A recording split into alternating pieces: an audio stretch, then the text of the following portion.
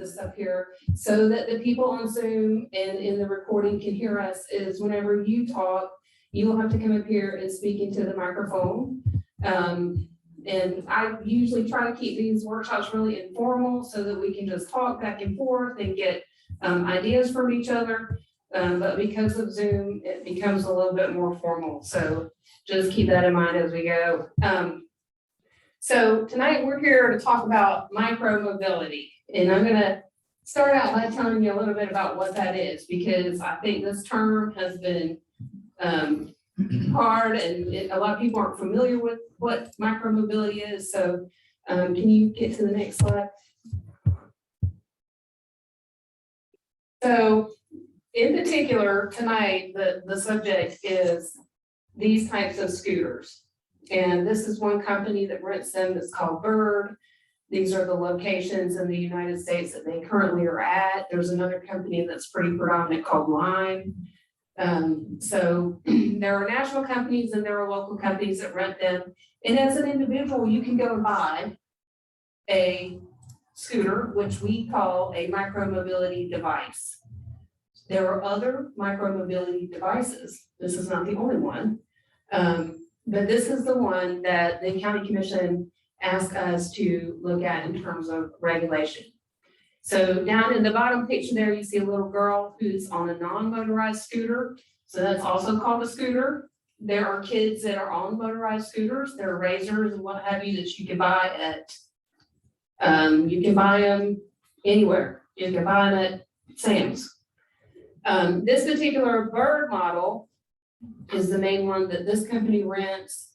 It is a zero emission vehicle, has a 25-mile range, GPS enabled, so it can be tracked, and its top speed is 18 miles per hour. So that just gives you an idea of what type of product a company could bring into our market if we were to adopt our ordinance. Okay, so next slide. This is an example of one that you can buy. So if you buy a Bird that goes 18 miles an hour, you're looking at like $1,000. But if you buy one like this, that's 15.5 miles per hour, it's about $300.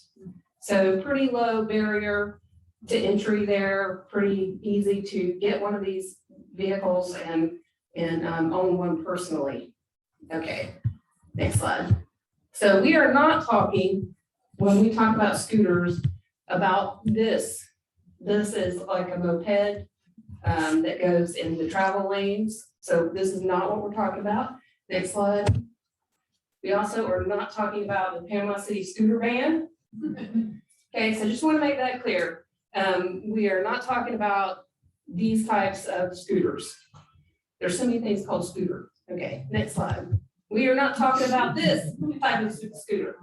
So these are personal mobility devices that are used by people that have disabilities. And I've had calls related to this ordinance, making sure that we are not going to prevent someone from using this type of device. And absolutely not, 100% not. Okay. So these are also micromobility devices. You have an electric bike. There's different varieties of those that go different speeds. And then you have an electric skateboard. So there are different varieties, and that's where the term micromobility device came from. And it is actually defined in the Florida statute. It's not a new term. We didn't make it up in Walton County planning. It's a term that's been around for a while, and it's in the Florida statutes. Okay. Some of the things that we would like to talk about with you tonight really are scooters, stand-up motorized scooters, which we all know what we're talking about now, right? Where are they parked or stored? Important community concern. Next slide. There's a little video here. I don't know if you can get it to play, but it explains briefly what geofence technology is.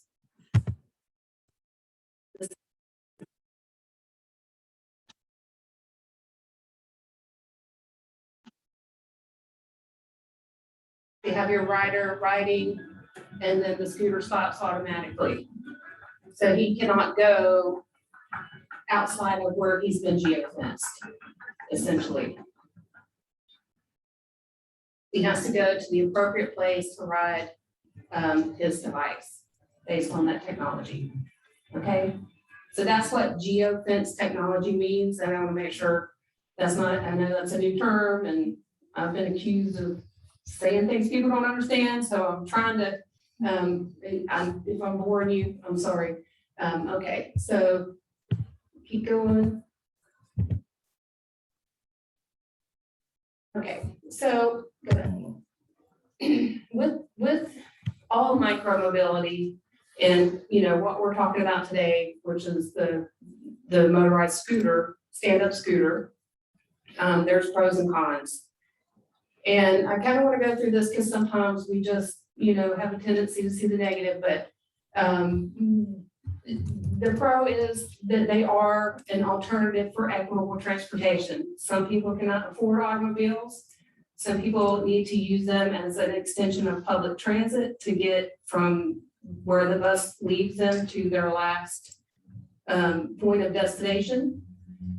They are zero emission travel. They take up less space in a car, obviously, so you don't need the parking space. You don't need all of the negative externalities that come with car storage. And they can be reducing demand in terms of cars. The cons for us, particularly right now, are the Tampucci Trail is crowded. It's overcrowded. It has safety issues already, especially for South Walton. There are people parking in the trail. There's all kinds of stuff going on that is negative that we need to figure out how to deal with. So there's also potential for over concentration of these vehicles. So this is something that all cities kind of wrestle with micromobility is, they become litter. They can be left in places or they can be crowded up or bunched up in places. And there's too much of a concentration of them and they become visual clutter or almost like litter. There's the potential for safety or negative interactions with other mode, especially when you have crowded facilities like we have during the season in South Walton. Okay. So also what we are not really talking about tonight is the mobility plan. So I know many of you may have heard of that plan, and that plan really seeks to change infrastructure long-term. It kind of considered these devices in terms of speeds of vehicles, but that plan has not been adopted, may not be adopted, I'm not sure. And those improvements are far in the future. And the need to deal with the particular issue with these devices is here today.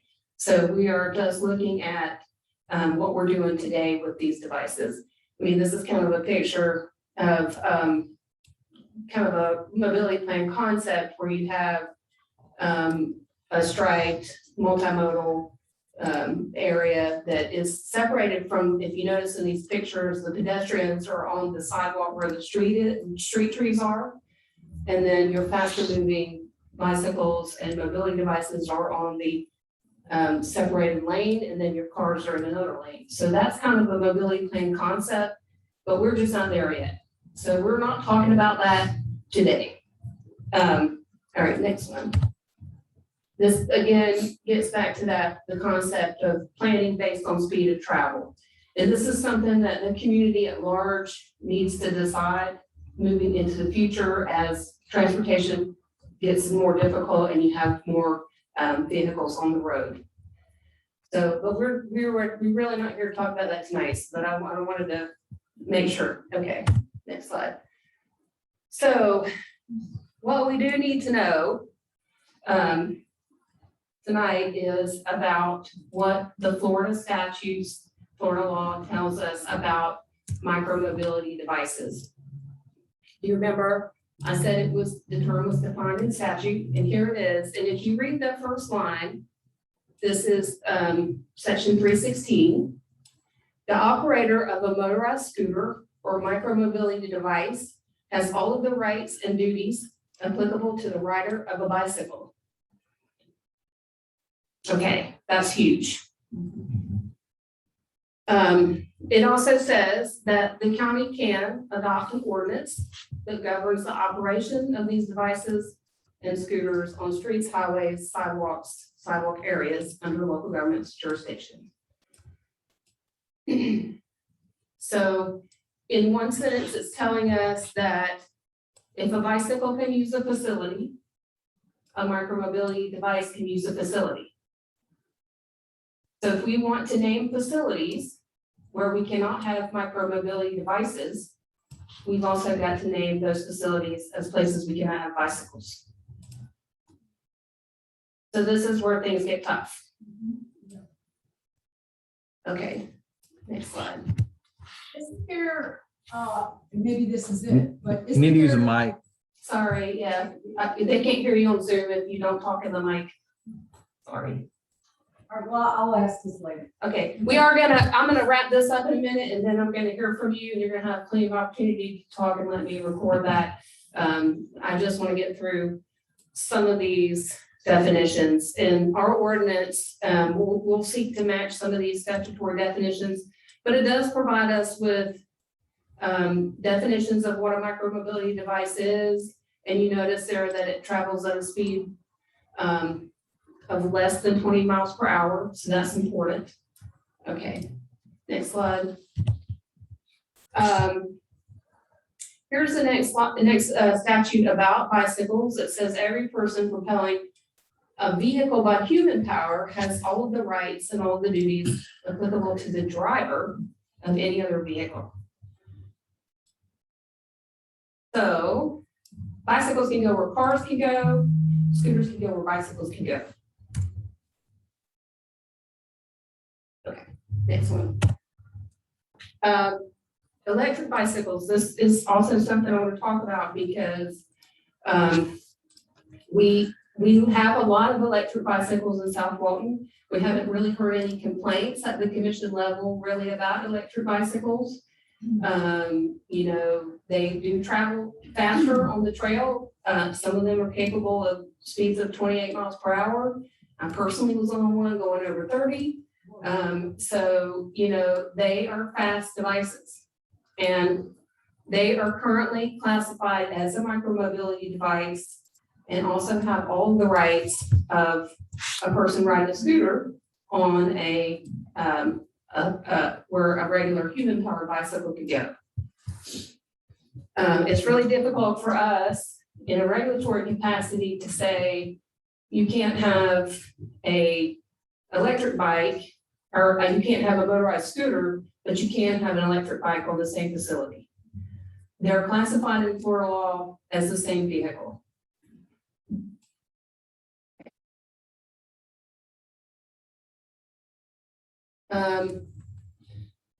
So this gets to if there is a sidewalk or sidewalk area and a sidewalk is defined in a previous slide as something different than a multi-use path, and you don't allow a bicycle on that sidewalk facility, you can also not allow a micromobility device. Does anybody have questions about those statutes and kind of where we're at?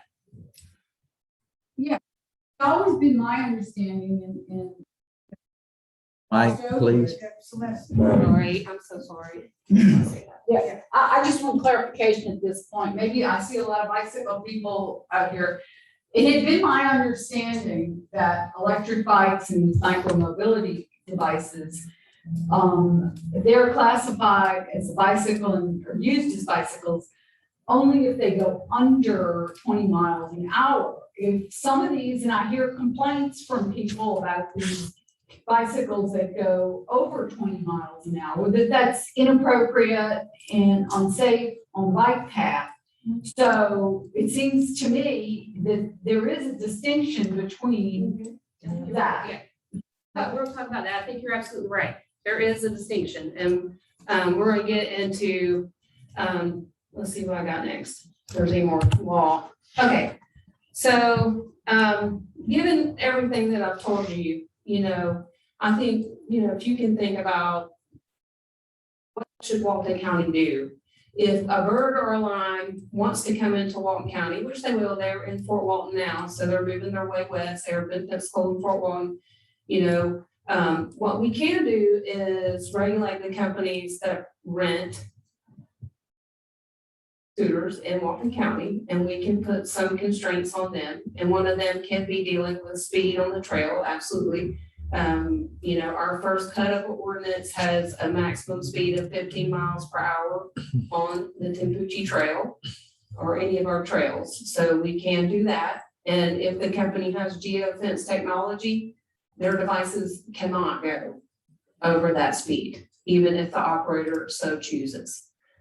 So, you know, there are ways to sort of control the speed aspect. Most of the devices that are rented, like the one that I showed from Bird, is top speed of 18.5. So they meet that under 20 statutory definition. So if anybody wants to come and give us some ideas, let's do that now, and then we'll move on. And I want to tell you that whatever you say, I'm going to write down, and I'm going to populate this slide with this and post this online, okay? Well, Kristen, the question is age. What age can someone be when they rent these scooters? So that's one of the things that we can put into our ordinance. Now, keep in mind that our ordinance covers the company renting the scooter. But we can say, you know, you can't rent to a rider under 14 or 16, or when we can have hours of operation so that, you know, we try to capture daylight hours. You know, there's different things that we can do related to the company that would come into Walton County under some sort of pilot program. True, but I'm thinking of the actual 30A highway. What age? Someone, can I really see an 8-year-old next to me as I'm driving my car? No, I don't, I mean, you could, honestly, if that person owns the scooter. In other words, if it's not something that is rented, that's regulated by our ordinance, and this is kind of what's complicated about this, and it gets complicated in terms of enforcement. You know, if that's their private device. So, and I understand that private versus operated by a company. Are there any laws against an 8-year-old, whether it's private or, and you're shaking your head no? I haven't seen it. Hey, Kristen, can you hear me? Yeah, okay. The way our ordinance is currently written is a private company can't rent to somebody under 14 years of age. Under 16, they have to wear a helmet. Florida statute requires anybody riding a bicycle under 16 years of age has to wear a helmet. Florida statute also allows somebody as young as 14 years old to drive a golf cart. So essentially, we've chosen 14 years as the the lowest age, at least for a private company, to rent to somebody. Let me see if I can understand. A 14-year-old can drive a low-speed vehicle on 38. No. Per it's a golf cart. A golf cart, well. Per Florida statute. Saying, so let me not even go there then. So tell me again, under 14, they can. Under 14 is prohibited. Under 14 is prohibited by a private company on 38. The roadway. Well, I mean, anywhere, but yes, on 30A or anywhere in Walton County, anybody under 14 could not rent from a private company. But again, someone under 14, if they have their own device, can ride on 38. Florida statute does not limit it, so yes, that's true. Whoa, okay, that's big, and we have no control over that. That's what you're saying. Unfortunately, our legislature put no age limit, that they gave anybody that rides a scooter the same rights as somebody that rides a bicycle. Is it within the realm of Walton County Sheriff to make some rules about an 8-year-old riding a scooter on 38? They can make whatever rule they want to. They wouldn't be able to. I mean, They wouldn't be able to enforce. They would not be able to enforce it. I mean, they wouldn't be able to enforce it because statute doesn't allow for it. So even if Walton County made a rule, the statute is not going to enforce local government from doing that. Correct. So everybody who's listening to me, we can see 8-year-olds on 30A highway. With private scooters, right? Potentially, if it's their There's nothing we device, can do about it. you know, the ordinance that we're looking at does, you know, and this is kind of, you know, when we were thinking, hey, talk about the mobility plan, but when we were thinking about the mobility plan, our number one objective was safety. And trying to order the street by speed. And, you know, a 14-year-old was just hit on a bicycle down there. So that it should be, you know, from a community perspective, you know, is that our number one priority? You know, do we want to prevent, you know, either through design or whatever regulations we can do, given the constraints and parameters we have, you know, how do we keep people safe? You know, that's really, you know, kind of where we started, you know, in our discussions. And, you know, there's numerous ways to get there, and that hasn't been decided, but, you know, I think in the interim, the best we can do is regulate the companies and hope that we don't see a huge population of private vehicles. I don't know how many you're seeing. I mean, in my particular neighborhood, there are kids on motorized scooters today, and I have to watch out for them when I am driving, because they are there.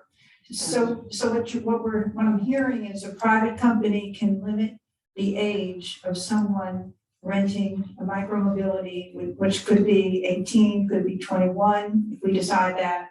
I obviously am leaning towards a higher age, but that would have to be decided by the community, and I would assume by the BCC.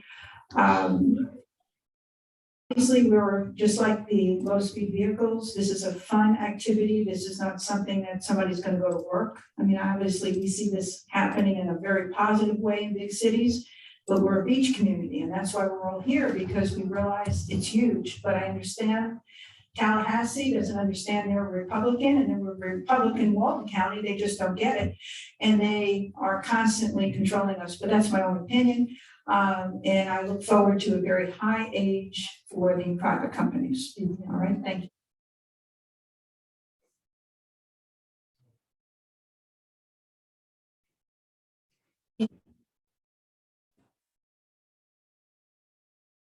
So Kristen, you said that the scooters have a speed up to 15 miles an hour on one of the models. Some of the lower end, the higher end can go, that I saw were 18, almost 19. Can we have a regulator on some of these? I mean, if just because the device goes 15 doesn't mean we have to allow 15, right? We can say to Lime or Bird, yeah, but they can't go over 7.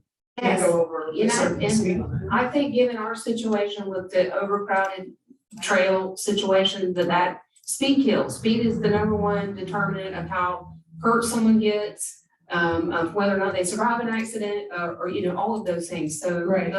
You know, we had originally taken 15 miles an hour in the ordinance, but you know, if 12 or some other speed needs to be where we are, you know, that may be what we do, because they can control the speed right with the geofence technology. If it's a larger company, you know, if a smaller company comes in that has devices that don't have that, well, you know, maybe not. they can control the speed, not just the geofence, right? But they can actually control the speed by the device that they put on. So just like a car, if you rent a car and I don't ride a scooter. they regulate it doesn't go over 35 miles an hour. So they can definitely, if they want to come into the community, they can do that. But I think we have to get prepared to Celeste, your comments this morning on the bike path and all of that was spot on. I live right around the corner. And, you know, I live in a part of 38 where we have a full-time elder community. Sorry, everybody's listening. But, you know, they're all out on the bike path and they're walking their dogs. And, you know, we already have these bicycles, like you mentioned, going 30 miles an hour, 20 something. And unfortunately, they have young kids on them with no helmet. If it's a regulation, we're not enforcing. And they're going to get hurt. But more importantly, our community is going to get hurt. So I think we need to be prepared to look at regulating the speed on these devices. Because, and the number of devices we have in the community, right? So if you go to certain areas of this world and they have an island, or kind of an island, they regulate how many cars you're allowed to have on that island, how many scooters you're allowed to have. So instead of having 1,000 scooters here, right? And I don't think we need to worry about the age it rents, because it's gonna be mom who's renting and giving it to the 10-year-old, right? So there needs to be a regulation that they're held accountable for a 10-year-old being on a scooter, even if mom rents it, right? But I think we need to regulate the speed, and I think we need to regulate the number of devices that are allowed to be out in the area, in a Yeah, specific area. Yes, I agree. Yeah, I think that's something we definitely put in the ordinance, you know, that whoever company responds to our pilot program, if it's one company or 3 companies or whatever, Right, that there is control over, you know, that's where we got back into the clustering of the devices and the litter aspects and the just overpopulation in a certain area Right. can be, I mean, if you think if we have, I know I'm picking a number out of the air, if we have 500 devices along 38, which is way too many, you're gonna have another 200 every week on top of that that are private. So we gotta put into account not just the rental ones that we allow someone to bring in, but also account for what we perceive to be the private ones, right? So I think everyone here knows that Texas is in town this week. And I've seen 2 separate Tahoes with scooters hanging out of them. So they're coming.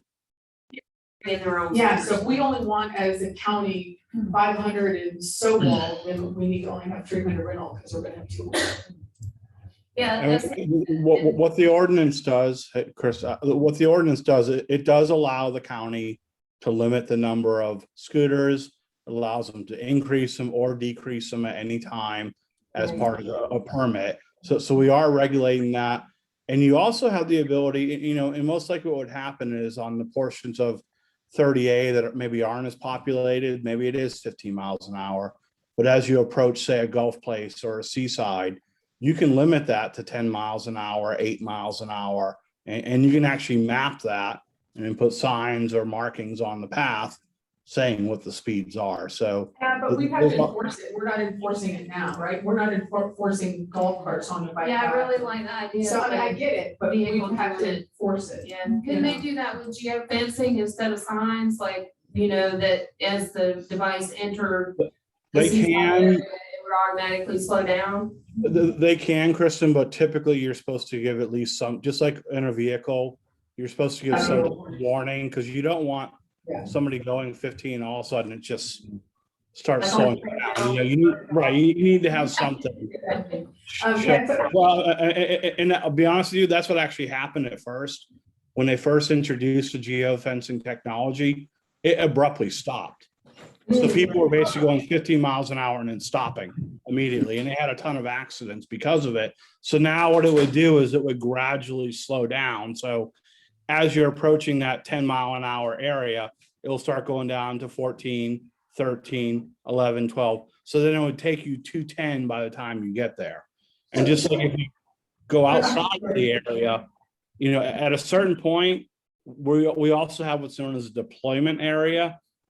And that's basically defining where they're allowed to operate at. And outside of that area, the device is actually shut off.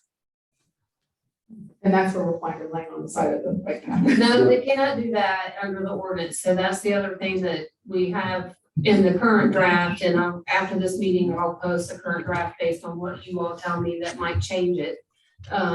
We have docking requirements, like you cannot just throw it down, you have to return it to a certain location. That's really important. We don't want them just littered. Yeah, I mean, but we also have the rental bicycles that are people get on our Yeah. Facebook page, go, hey, I got 2 bikes in the backyard. It's this Yeah, bike, so yeah. I mean, it's the same thing. I mean, what would happen, and just for members of the public, what would happen for these private companies is the devices wouldn't shut off. So they would keep charging that person's credit card, keep charging it and charging it, unless they actually park it in a specific area. So the one recent example is downtown St. Petersburg. So they've done one step below what we're proposing for Walton County. They've identified on-street parking areas that are marked off where the devices have to be returned at. We're taking it one step even further and requiring them not to be allowed on sidewalks or in parking area unless the Board of County Commissioners specifically allows it. We're actually requiring them to enter into an agreements with small businesses and private, businesses to actually locate them off of the right of way itself. So really a lot of these issues with them leaving them on the sidewalks or just leaving them anywhere, we're really the best that we can addressing it in this ordinance. And Well, really, and that's what Austin, Texas does with their bicycles, right? So, I mean, if you gotta use a credit card to get it out of the rack. You can, it keeps charging until you put it back in the rack. Yeah. But one of the things to think about is, the permitting, you mentioned permitting, Jonathan. Why don't we put permitting in place, a week-long permit for those private owners that are coming from Texas or wherever? And if they wanna bring, 2 scooters or 3 scooters, they can go online, register their scooter, where their rental address is, and pay. That will give us an indication of how many more we have, revenue back into Walton County. And then when they request that permit, they're agreeing that my child is under whatever age, they're gonna have a helmet, we know the rules, and we're gonna follow. And then if they are cited, because Sheriff Atkinson says on a lot of these things, he's gotta give a warning first before he can cite them. The warning would have been. While they're at it, can they register the number of cars they're bringing? I wish they could. So, I think if we looked at that as well, there's no reason why they couldn't go online, do that. It'll take them 2 years to figure it out, right? And then, Jonathan, what do you think about the law there? I'll be honest with you, it's pretty silent. So it's something that we could ask, or something we could require. Again, just like a speed limit, the sheriff may say, since there's not either an explicit authorization to do so or prohibit, their ability to enforce it sometimes is limited, but it's a potential option worth a try. One thing we are doing as part of this is we are banning tour operators. So if somebody brings in 20 scooters and wants to, quote, rent them out without a permit and approval by the county, that's actually prohibited, and the sheriff could cite them, and he could actually confiscate their scooters. well, I mean, if we have to pull a permit for a beach fire, and when code does drive by, they say, hey, show me your permit number, and everybody pulls up their phone, and there it is. So to me, if I'm on a scooter from home, Could be I like should be an able to do app that. or maybe some kind of, we would have to be technology based. we can quickly throw an app together. 48 hours, I'll give you an app, so that's pretty easy. And just for any member of the public, the legislature made these changes 2 years ago. So for the past 2 years, you've been able to ride legally. You could go to Walmart or Sam's Club, and I bought my scooter online for $500, and it's a top of the line one. Last 2 years, you can ride them anywhere bikes allowed. Now, so like going in the Seaside, where the where all the restaurants are in the core part, they actually have prohibited bicycles in that section of Seaside. Their scooters will be prohibited as well. So I can see you doing a similar thing maybe in Gulf Place or a couple of other areas where you'd actually in a certain segment just outright prohibit them. So you need to get off your bike, get off your scooter, and walk it like a pedestrian. And the sheriff could enforce those, and he could. That's a good thing to consider, is that there may be certain areas in South Walton that are heavily pedestrian oriented, like the Seaside Circle, where, people are not riding bicycles through, that you could, that would, we would say in our ordinance, those are areas that if it's marked for no bicycle, then you can't go where bicycles are. And Kristen, for members of the public, that's actually the way the ordinance is written now. So anywhere the county commission prohibits a bicycle, like the Seaside example, scooters would also be prohibited, and the sheriff or code enforcement could actually enforce it. And it's also written that if anybody's leaving these on the side of the road, the county's code enforcement or sheriff's office has the right to confiscate them. And the company would actually have to pay a fine and money to retrieve those devices.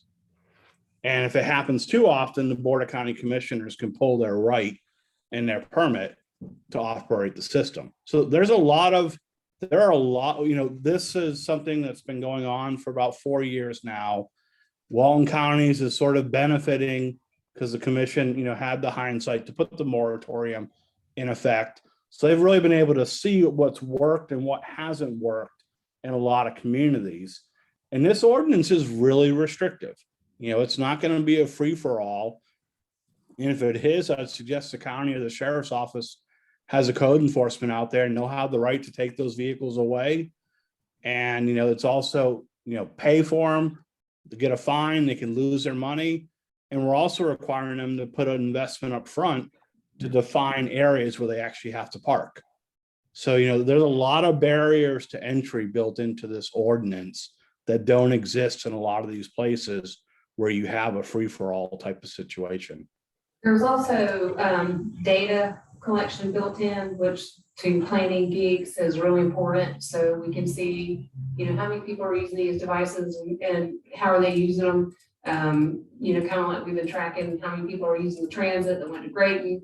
These are all really important things for us to know as we plan for the future, look to the future. What do we need to be sort of accommodating in our ultimate designs. Right. I agree with everything that Lisa's saying, but any 16-year-old or under does not have the mindset of an adult who drives.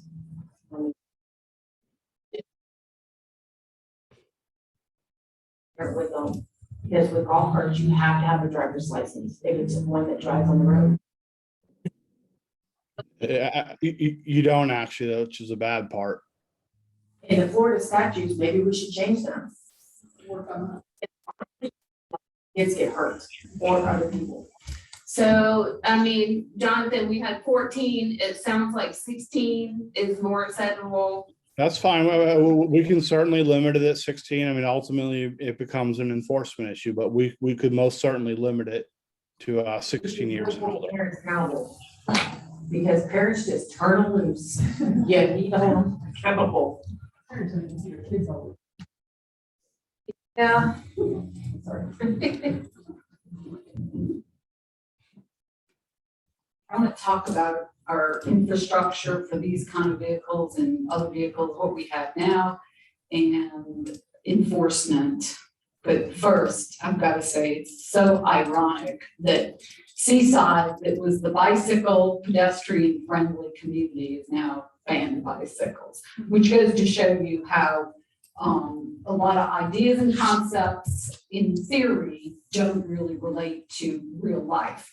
And right now, I'm a big user of the bike path. And I spoke to this, some of y'all, it's gonna be a rerun from this morning at the county commission meeting, because Danny Lywell has recognized that we got problems down here. And that there's no enforcement. Look, Sunday, I had a kid, I'm in a little quiet neighborhood. There was a kid riding around, and he was maybe 10 years old. And he rode past me and I said, "You're not supposed to be riding this vehicle," because I was out in my driveway.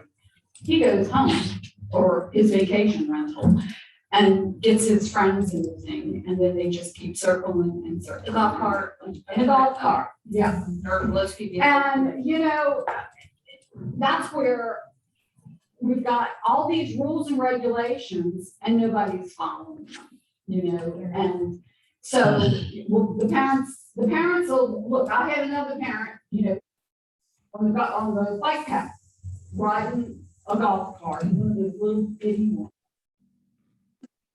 Supposed to be on here, the kids yelled at me and the parents.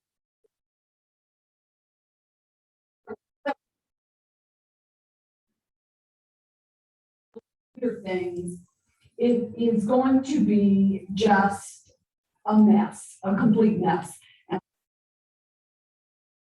On any of these things, absolutely none, because we have no enforcement on the golf carts. We have no enforcement on parking on the bike path. Parked for 3 days on with the Louisiana driver's license tag, you know, and also something that I've talked about is the condition of the bike path. You know, I've got a tires on my bike, they're the, you know, 4-inch tires, because I can't ride a city bike on it. And people who complain about the road, you know, the road bikes with their little skinny tires, why aren't they on the bike path? Because they'll kill themselves on the bike path because of the condition of the bike path. They also are going way too fast, most of them, so that's, No, you're preaching to the choir, right? okay, well, I just want to make Yeah. sure that everyone understands that we're talking about bringing structure is crumbling that is supposed to support these new devices. It is crumbling out there. And another thing that, if you've ever, look, I've ridden with kids on bikes. They have no sense of a car is, they think they come up to the crosswalk, everything stops and lets them go. And I had told two boys, okay, well, and I spoke to this morning. I frequent from Dune Allen down to Blue Mountain to Grayton. And there's so many crosswalks where when you get to where you've got to cross, I can't see if there's a car coming. The cars can't see me. Yeah. And then add that to the people that have decided to park, you know, in where they're between 30A and the bike path, and they've all parked their cars, opening it up and, you know, got their doors open, completely oblivious. And so I think the county, before they really start saying, we're gonna bring in something else new to add to this, we need to fix what's there. And they can go out and I talked to Chance Powell about this. They really don't. And number one, the worst where you cross at Fort Panic, and then there at Gulf Place, on the west side of Gulf Place, they moved to the crosswalk to accommodate a condominium. The crosswalk, you're right up against all the parking. And I know people have been hit there before, and it's gonna keep happening. All that cars parked within a certain way. I mean, Actually, it's real easy. It's real All easy. of the things that you have just enumerated were addressed in the mobility plan. Now, people don't like the bi-directional multimodal lane, and that's fine. We are in the draft that's coming back. We're going to take that out and just say that we are going to have some kind of complete street look at the corridor. The safety improvements have to be funded. You have to have a plan. You have to think about what you're going to do corridor wide in order for the development to fit with that overall concept. So I hear you. We can't extend the moratorium though. I asked the attorneys if we can extend the moratorium.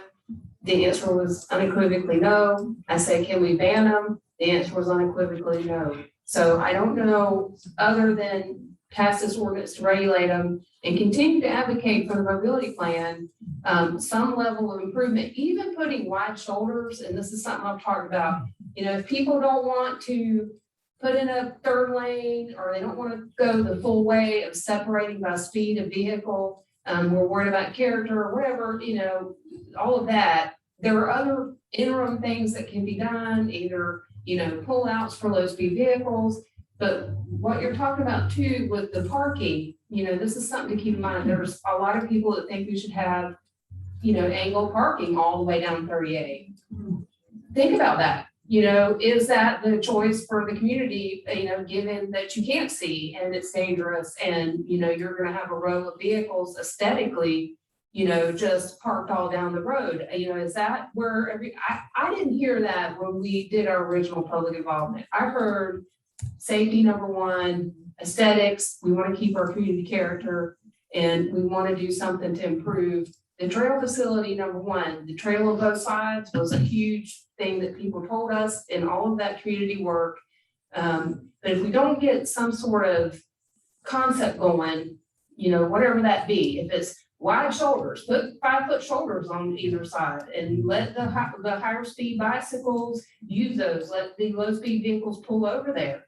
You know, there are different ways to go about it that I think the community needs to get behind.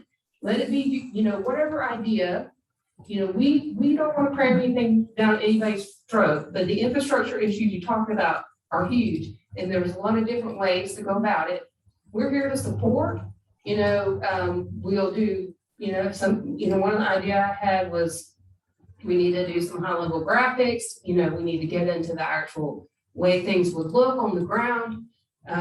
You know, we can do things like you're flying down the street and you see every driveway, every, you know, tree, every landscape, you know, concept. We can do that, but the community needs to support going in some direction of improvement. And it's been, you know, I'm open to whatever that is. I'm here to do the work. I say that over and over again. Well, they Yeah, talk so- about it all the time, but here's the thing, that, you know, instantly or within a few days, a condominium went in there, you know, they approved it there, and, yeah. And, you know, it didn't take long before the crosswalk was moved and reconfigured, few days. For the developer. To accommodate the developer. See, that's what. But we're not accommodating the community. Right. And we don't need a 40-year plan to go out. No, you're right. You do need a plan, so that's where All you need to start right now is to resurface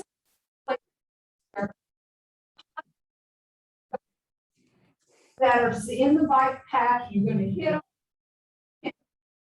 Walks so that you don't have an SUV or the gigantic pickup truck parked right next to where you're crossing. There's things that they could do very simply to make it a safer place. And we don't need a giant plan to immediately make it a better place. It's completely ignored. And number one, all they gotta do, it was discussed this morning, get some people out there, whether it's a designated police officer or meter maid, whatever you wanna call it, out there saying, there's cars parked halfway on the bike path.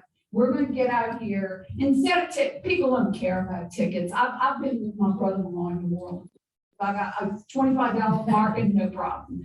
So, and that's what these people will do. They'll say, it's gonna cost me $25, I'm gonna park. In some places, it can be stiffer though. Well, you know what? It just depends. I don't know what the. Here's what they need to do, First they and need foremost, to, yes. the county is allowing some of these. Well, the county needs to come out there, and if you're parked, you know, where you're not supposed to be parked, creating a dangerous, unenjoyable situation for the tourists and the residents, then you need to get it booted. They blew it out of you in New Orleans. I've had to take people at 3 a.m. to go pick up their car, and you know what? They'll never park there again. Yeah, You know? yeah, I So, heard this morning County that the just needs commission to wanted to do start- that, so. They I heard need that to, this morning. you know, when I Did you talk go through about that? letting all these things come in, but they need to say, if we're letting things come in, we need to have the infrastructure fixed and in place, because it's not. And because like that, we need to have the. And you're speaking about just particularly fixing hazards and issues with the existing trail. Exactly. I mean, you know, and it's unbelievable down there in just around on the other side of the lake. It's like a piece of gravel. Well, they don't. Dear Lake, it's like, did they just say, okay, well, we're just not gonna put the top layer out while we're done? You know, it looks like that, and it's just, it's really, it's horrendous. And then they need to really get out there and enforce where people are parking, you know, and not do something about it, because they're doing absolutely nothing right now. Yeah. So I'm gonna add to Celeste's comment just to throw in, so agree 100%. So one of the things that I think we need to look at before we allow scooters and bicycles, and you're spot on, if we can't handle bicycles in Seaside, how are we gonna handle scooters, right? But if you go past Seaside, well, I guess watercolor Seaside area, you know, the stop signs for those side streets on the north side of 30A, the stop sign is before the bike path. And if you've been on a bicycle, and I was one of those people that you all hated on the road biker on the road, but I did get over. I would ride on the road. It was too dangerous, and I've slid a few times in the sandy areas, especially down near Greatman. But I actually T-boned a car. So if you can now picture a 6-year-old on a scooter, whether his parents brought it or not, or rented by mom and said they were 14. I agree. I just don't know how, I haven't been told legally how we can stop them after the ordinance expires in September. Yeah, I mean, my The concern is moratorium. the stop signs, right? So there might need to be some safety looked at in that Seaside signs. watercolor area, because the cars don't stop at the stop sign. They go straight to 30A. So they roll right through that bike path and then they stop.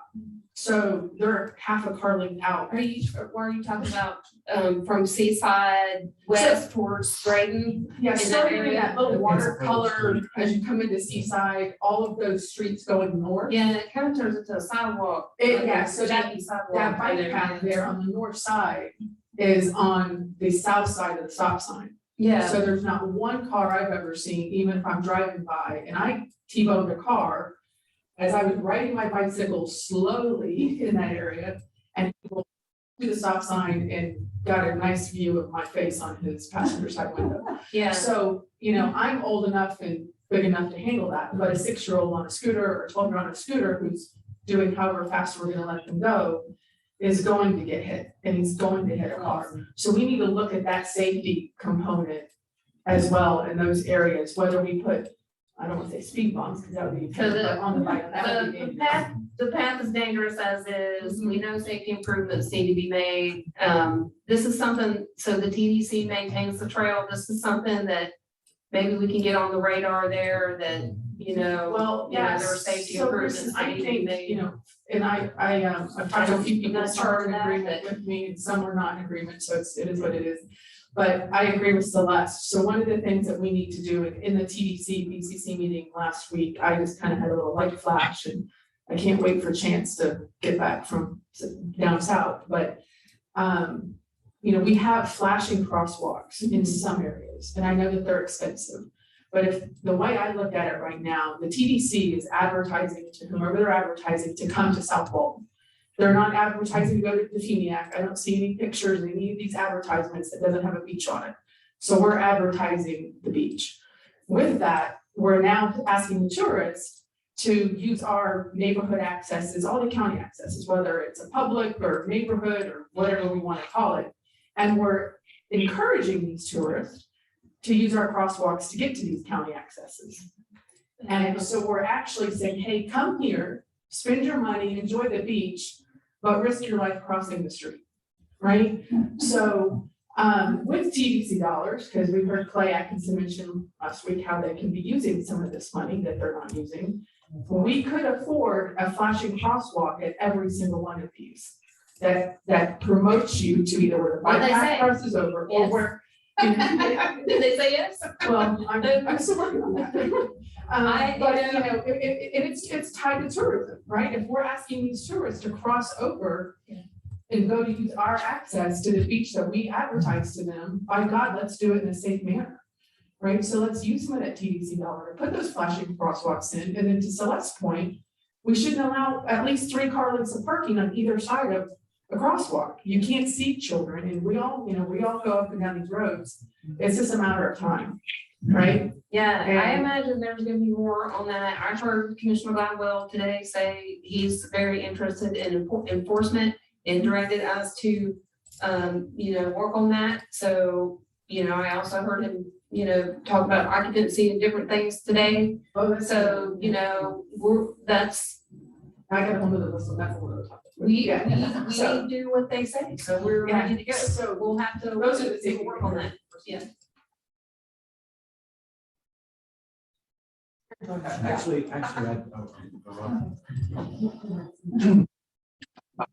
It's Jeff Archer, I'm with YOLO. I want to agree with both of the ladies that were up here. I do feel like that infrastructure is a giant issue with all of the mobility devices. The more people that we have come here, the more stress it puts on the very few that we have. And I've always felt like that the TDC, I sit on an improvements committee there, and whenever it comes to my time to talk, and I always want to talk about bike paths because we need more of them. And I feel like that, in over the past years, I've been here 15 years doing this business. Past years when I would approach TDC, they would say, well, the issue that you're talking about is more of a community issue, and our funds are tied to tourism only thing, so that we can't do that. And it would always be like tying a bike path in from north to south to tie the bay into 30A, which, gosh, just seems like common sense to me, or tying Grand Boulevard into 30A. Yeah. Good God. Those kind of things have to be pushed up on the agenda. For a decade now, I've been told, and it's coming, there's bike, I've sat down with Chance a great guy. Yeah. I've seen the $65 million worth of bike paths that are proposed. But we need them to happen. Yeah. And I think we're at a critical point now where we're at a very dangerous place. We're using TDC funds to tell people, come down here, bring your bicycles. This is a great place to bike. It's dangerous. Right. It's Yeah. dangerous, but we tell our customers to be really safe out there. Yeah. The second issue is Yeah. enforcement. And again, I think this is a TDC situation. Why can't the TDC help fund more enforcement? So we're shooting radar on bike paths. We're making sure that people aren't parking on bike paths. I mean, these are things that any good community would want for itself. And I think they seem to be very common sense issues to me, especially when we have people's lives that are potentially at stake every single day down here. So I think. I love our TDC. I love Progress there. our community. I just think we can do better at taking care of ourselves. And we can use TDC funds to do that. There's no reason that we can't, because that's what we are. We're not in the oil industry here. We're not in the automotive industry. We're in the tourism industry. Too. So I think Right. some of those TDC monies that were thought, oh, well, that's for the community. We can't use it for that. Well, no, we do need to use it for that because they tie in, they overlap. They're the same thing. So. anyway. Well, yes, I mean, I'm not gonna comment on the TDC expenditures because that's certainly not my bailiwick. Well, and but I have no we- knowledge yeah. really of how they can or can't Yeah. spend, but again, it seems there's a lot of money coming in. We have some real dangerous situations, like dangerous I situations. couldn't agree more. I ride my bike on the corridor all the time. We always camp at Great or Topsail. We're down there with my family. So I understand the issue with the safety, that I've been down there and felt unsafe. So I completely understand that. And used to be a really good cyclist. So I get it. I think those funding issues have come to the forefront. I've heard lots of conversation about that. If nothing else happens with the mobility plan, I think a funding discussion has taken place. So if it accomplishes that and we get, to some appropriate mixture of infrastructure funding, that's what's necessary. And we have to appreciate the number of permanent residents that are increasing regionally, that come into the corridor, that come into South Walton. I talk about the St. Joe development. I've been accused of being alarmist, but I don't think people fully appreciate the magnitude of that development. It is massive. It is 300,000 people between us and Bay County. So, the time to think about infrastructure is definitely upon us and how to fund that. So I think if nothing else, we've created that conversation. That's great. And if we can, move forward, I disagree with Celeste that I think we do need a long-range plan because that's how we get money. I don't disagree that we need a long-range yes, plan, but I do disagree We with need to not doing prioritize. short-term fixes. Yeah, we Like, need to hey, do short-term hey, here's fixes. another bike path and I used to go to TDC meetings and say, listen, a bike path is like putting in a roller coaster at Disney. Yeah, You're not just gonna make the community people Maintain who it. live here happy, Yeah. but that tourist who comes in here from Texas or Tennessee or wherever, they're gonna be happy with the new well, amenity and as well. it's a huge mode of transportation that I don't think we can overlook for the corridor. I think increasing that capacity is taking vehicles off the corridor also, for South Walton. So it's critical. Yeah. And, maintaining it, adding capacity to it if we can, is it possible to put it on both sides? I mean, but those types of things do require long-term funding commitment, and long-term planning. If the development, you mentioned development comes in and makes a change, if there's some sort of plan in place, then us at the planning department who are regulators, we say, hey, no, developer, you're not fitting the plan. You need to do X, Y, and Z because what you're putting in is not forwarding our community goal. So there are a lot of benefits to that, and I keep talking about that and preaching it, but that's. That thought had to be studied before the developer. So it depends. 38 is a county road, so not necessarily there. If they go in like on say 98, sometimes there are turn lane analysis done, sometimes there are signal warrants done. We review the development for impact. We have a mitigation program where they pay into a system for improvements. The whole mobility plan originally was based on an impact fee to developers that they would pay towards those improvements. I don't know if we're gonna do that now, but What about environmental? Do you want those studies? yes, all new developments have to do environmental studies. Yes, that is required of all new development. They have to do environmental study. Yeah. One last thing, because for the scooters, back to scooters, is I Thanks think, for keeping us focused. I would add, because we don't have it on the rental bikes, which I think we should, is I thought it was a state statute that you had to have a light, not a reflector on the front and back of your bike if you're riding before sunrise and after dusk or I something. think it is. I thought I saw that in there. You do. You actually have to have, any vehicle riding at night in Florida has to have lighting, whether it be a bicycle, whether it be a Well, scooter. rental bikes now down in the Gold Place area do not have anything, right? So they're on the bike path. There's no lights. So I think we need to ensure that, one, maybe even going back and saying to these rental companies and the bicycles, you're gonna have some lights. One. Yeah, I mean, one thing that we proposed is actually, I think we have to handle the scooters really quick because of the moratorium, but I think I'd recommended to Kristen and even to the county, they probably should have something regulating bicycles as well. Maybe not something as onerous or as strict as the scooters, but something just, if you're gonna rent them, you gotta provide these basic level of facilities, lighting, offer a helmet, where they're allowed to ride, what the speed limits are, at least some general education and some permit process. Right, and I think on the scooters, I think we need to have lighting, not reflectors. Big difference. Yeah, I haven't seen where the bike is. The scooters actually have lighting requirements.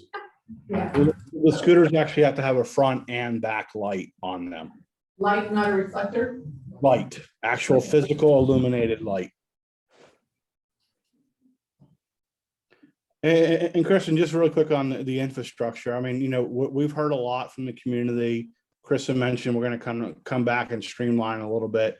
And I think as part of that, we can even offer something in terms of a short term, at least a recommendation to the BOCC, whether it be to repave the pathway on 30A, maybe make it 10-foot wide as opposed to 8-foot, then maybe make those crosswalks, a little bit brighter. That's something we can at least recommend in the interim while the bigger picture of 30A There are really is simple looked at. things that can be done. I don't, yeah. Maybe at least we're elevating the conversation. So, Kristen, right? Yes. So everybody said a lot of important things tonight. Number one being safe. All right, I'm from here, lived here for 27 years. I've lost some friends on 38 on bikes, you know? So big thing, number one would be infrastructure, right? Start from number one. The lighting is terrible. There's no space. The secret's out, everybody's coming, all right? You're not gonna stop the scooters. Sounds like they're the same thing as bicycle. Yeah. So why not start with the infrastructure? You said at the beginning, or just a second ago, to widen the bike path. That seems pretty easy. You guys wanna start with small steps? I understand with the bridges, you know, with the coastal dune lakes, you know, but widening the bike path, you know, you're not gonna be able to stop a 14-year-old from being behind the wheel of a golf cart at private on the road. I mean, Well, nobody Yeah. can ride a golf cart on any road. I'm going to say that over and over again. You can ride a low-speed vehicle, which if you have a driver's license and that vehicle has certain safety features per Florida vehicle law. You're not supposed to be riding a golf cart on anywhere except for something that's designated for a golf cart, like a path at a golf cart. well, Don't do it. we've all seen the Facebook community posts. Yeah, I know. We've all seen it happening. There's not enough enforcement you can have. Yeah, I agree. Yeah. So start with the infrastructure is what I would say. Thank you. So maybe what I'm hearing is if Jonathan and I can come up with good short-term 30A solutions as part of the mobility plan presentation or effort that we make, because that's really all that we have control over. But we can use, you know, he does have an engineer working with him, and he is a good person to use in terms of recommending these short-term improvements. And it sounds like, you know, just straightening out the trail that we have, you know, safety issues with stop signs and crossings, as well as, you know, maybe possibly adding some width, are good interim ideas that can happen right now. You know, it may be that some areas of 38, you know, we look to doing those shoulders in those areas that we know we're not going to be able to do much more than a shoulder. That's something we can look at, you know, maybe we need to have some kind of interim recommendation and include that in our presentation. I think that the mobility plan will come back like sometime in September. It's going to have some projects removed that are controversial, and it's going to have, you know, the 38 design ideas removed just because they are controversial as well. But it can have that short-term recommendation and then some kind of long-term recommendation for complete streets in the future that the community can get behind, whatever that may be. And we're here to help. So if whatever everybody decides and can get behind, you know, after all, at the end of the day, it's everybody's community. So that sounds like a great path forward to me. No pun intended. My name's Carl Klein and I work with Pettigo Bikes. I wanted to come up and say, I think plus it on, and the gentleman spoke a little just a second ago, hit it on the head with, you know, widening the current bike path that we have just so slightly. If we could put a center stripe where people know to walk on the left or on the right. That would be nice. That way when the bicycles coming up on them, they don't rain to be in. You know, but we see it all the time where people are walking with their earbuds or wide on the path. You're ringing your bell, you're honking your horn, you're yelling at them, You're and they there. don't hear. And then they get mad when you go past them. Now, the bikes that we rent, we control them to 16 miles an Okay. hour. So that. Anywhere they're operated. Before I think you bring scooters in.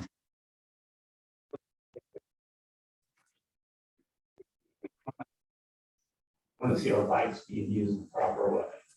Yeah, as well. The more bike paths we have, the less pressures on 30A. I agree, yeah, yeah. Those are some of the comments I was listening to. and everybody So else. many people use their bikes and I think, they use them, For transportation. yeah, for getting from A to B, not And- just recreation. And Yeah, so do a lot of people down on Seaside because they want to pay the $15 parking charge. that's So kind they're of riding their bikes. That's a great idea. Is Yeah. there anybody else? Any other Yeah. men? Yeah, You guys have great ideas. Any other? Let me get up. All right. I really appreciate the gentleman's remarks. Jeff and the other man who owns, your first name, sir? Carl, Carl, it's wonderful. There used to be a program called Are You Smarter Than a Fifth Grader? Remember that one? Well, are we smarter than the legislators in Tallahassee? Yes, we are. We're rushing to do something ready by September. Why can't we just say one vendor and just 50 scooters? How?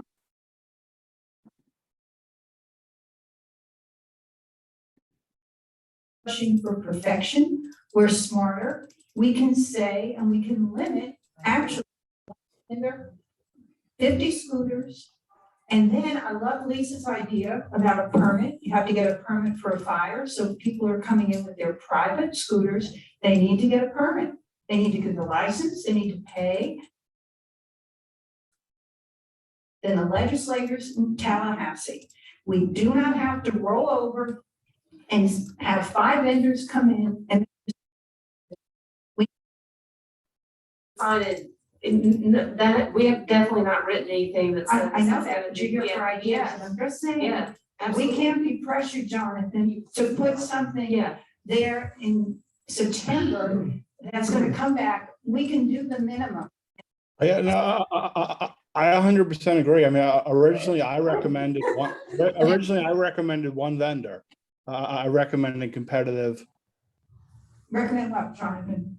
I'm sorry, I'm breaking up. I recommended originally one vendor competitive process. And that's what I'm doing in City of Bradenton right now. And we're going through the RFP process, is it's one vendor competitive. The city council determines how many vehicles they are, and they can stage the permit over time if they actually demonstrate that they can actually do what they said they're gonna do. And that's, the county commission has that flexibility in this ordinance. They could issue it for a single vendor, and they could say 50, 100 to start off with. If you're not a problem, we can raise it up. If you're a problem, we may pull your permit. So we've given the Board of County Commissioners every tool that we statutorily and legally can give them to make sure that scooters, if they operate in this community, operate appropriately. Thank you, Jonathan. How many in this audience would agree? One vendor? And just let it- it does, and Jonathan's right, it does give them the ability to adjust up and down, so if things aren't going right, things start going south. The commission has the ability to modify. Now, I know we've talked a lot about 38, but we're one long. What about Freeport, Paxton? How does this affect the rest of the county? Most likely, right now, it would be, the county commission has the right to establish what's known as a deployment area. So that's where they're allowed to operate within the county. Anywhere outside that, they're not allowed to operate. So most likely what the commission would, the most important thing is we have to have some regulation in effect to regulate these things. Otherwise, if the moratorium lapses, any company can come in and operate them. So, the idea is it's a pilot project. They identify a specific area, a specific number of devices, and then let the company, whatever company is selected, prove they can do it right. And then if they don't, the commission can pull that away from them. So, it's banned, right now, wherever the county designates it is where they're allowed. Outside of that area, they wouldn't operate. Because it's a pilot program regulating the company, not the individuals. Right. Does that make sense? Yeah, okay, thank you. And I think when Kristen has a chance to, to post this, I think you'll see the ordinance is really, you all have a great ideas and you have a lot of good comments, and you'll see a lot of that and reflected in the ordinance itself. So Jonathan, question, what is your thought right now on the regulation of the potential single vendor? And when we, the county, let's say, how would you measure them to determine if we want to say, bye, you failed? Is it how many children we found on scooters were underage? How many times we found scooters in the ditch? How many, do you have a thought on that? In each one of these, when we actually get from the ordinance to the actual permit, we put in all those sort of stipulations. So it's, for the most part, it's the number of citations and number of violations, number of vehicles confiscated, number of vehicles removed. You can have all these thresholds, and there, the ordinance allows for, warnings, criteria, suspension, and revoking a permit. So, all those factors play into it. Now, given the fact that we're mandating they have to be parked in specific areas, they'd be really dumb, because if they're confiscated, essentially the county could charge a fee as much as the entire vehicle to actually get the vehicle back. And, if they're paying that much money, there's really an incentive for them to make sure they do it right. But all those things you mentioned are factors we can put in the permit itself to track how these companies do. And just because the county approves this ordinance doesn't mean tomorrow a scooter company is coming in. There's still another step, but this at least puts in place the regulations for how the county is going to, treat these companies and review these companies going forward. Then there's going to be a few months, 6-month period process to the company to actually get selected or gets issued a permit, and then they actually go into operation. Awesome. Well, I had some slides about what we had in the draft, but I think we've covered that, so I don't need to go into that. So what I'll do tonight tomorrow is put all of your comments into this presentation. It'll get posted for the rest of the public. It'll get reported back to the BCC, so that they know kind of where we're at. And then you'll have a chance to review the draft ordinance, because we'll post that. So it'll get posted on the mobility plan webpage, which is, if you go to the planning department and you look for Walton County Mobility Plan, there's tons of documents about that plan there, and this is where we will put this. It'll be part of that. We'll put the draft ordinance, presentation, your comments. If there's any issues with anything you see, let me know, and we'll make the changes. Actually, my friend asked me, how does she's watching online, submit a question to you? If she's right, if the person on Zoom wants to comment, just Is she raise her okay? hand. Is she Kay? Yeah. Yes, she can comment, as in her hand's not raised, so I think. I got it. But On Zoom, comment, there you go, That's fine. I got her activated. She's you're neat. ready.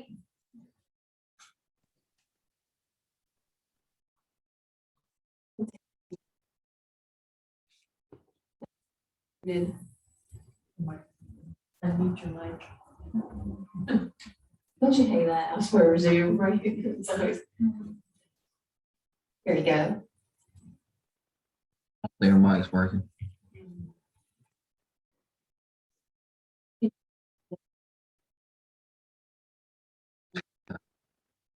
She ain't tight. Oh, sorry. Ooh. Tell me what you want.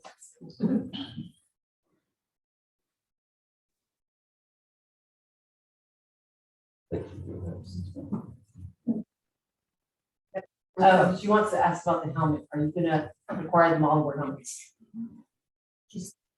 Something, the helmet issue, I know me and you Yeah, talked about. this is something that's a little bit tricky. So Florida statute only requires a helmet for 16 and under for a person riding a bicycle.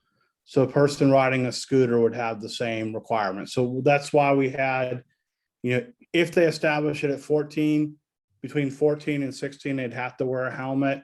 Above 16, they wouldn't have to wear a helmet.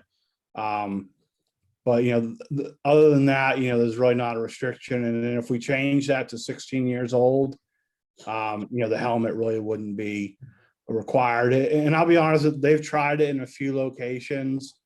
And especially now with COVID, you know, in terms of sharing something you wear on your head, there's been absolutely no success whatsoever anywhere in terms of mandating a helmet use. So it's better to lift the age some, and then, you know, unfortunately, it's somewhat buyer beware or user beware. Yeah, if your age of the rider is 16 and it's a rented device, and so the rented devices will be identifiable by the marking. So we'll know which ones are the rented devices, and if the age of ridership is 16 and over, you know. And she's asking, another question, so she had a little girl, she's 10, which is privately owned one, and she hauls on the street, so by law, she's supposed to have a helmet, so her school. Yes, needs to Yes. Put a helmet on her. Yes. And the TPO actually does programs where they give helmets out and do helmet education to kids in furtherance of that law. Hey, my name's Wyden. Just so everybody knows, both Lime and Bird require you to be 18 to be able to rent from them. So Great. 14, 15, 16 is not That's an nice. issue. That's that great. nobody knows. If we get Lime over. Well. The cell phone that Yes. actually picks up the scooter is the one that has to be the one that takes a picture of it at the end. Right. So even if mom rents a scooter from somebody else and they have to put it in a drop-off point, mom has to be with that child. Or a child has phone. It could, but think about how many children are around, mom's gonna set their phone. Hey, you know, at the end of the day, so why not just mimic their own user agreement and make it 18 in the ordinance and just cut all the crap? And that's great. I did not know that they required 18 on Bird and Lime. You know, we don't know that that's the company we'll get. Huh? How would they not know that mom's using the kid's phone and they rent it?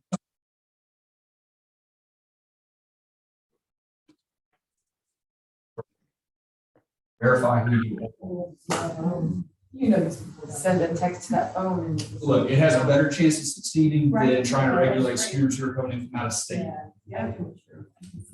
Yeah, honestly, it's the companies that, you know, if you think about it, that's where your responsibility is.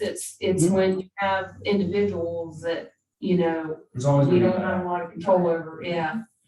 Yeah. Great That- idea. Yeah. That's a great idea. 18, that's it. Yeah.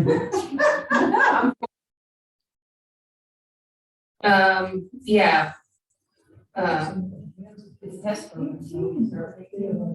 Well, they won't rent to anybody on Yeah, I love it. it, because it's a legally binding contract. That's there's. Perfect. Yeah. Yeah, I'm really glad that we have bike companies here tonight. I really appreciate you guys coming. Your voice is important and it adds some balance. So really hope you guys stick with all of the stuff that we're doing, mobility plan, that, you know, we welcome your input. You're the ones out there doing it. So it's really good to have you here. That it? All right. So more later on this would, in order for us to be ready by the end of September, this will come up on an agenda pretty quickly. I do want to point out while you're all here that we did have the same workshop pre-pandemic. We've lost a lot of institutional memory on mobility plan, everything else, because we had a giant pandemic in the middle of the project. That basically prevented all public meetings and public involvement, and that really hurt us. But we did have this micromobility meeting, kind of the same thing with a different crowd before the pandemic. So if it seems like we're coming up fast, just forgive us and stay tuned, because that's kind of where we're at right now. We got to get something by the end of September. Yeah, thank you for coming. Appreciate all y'all. Yeah.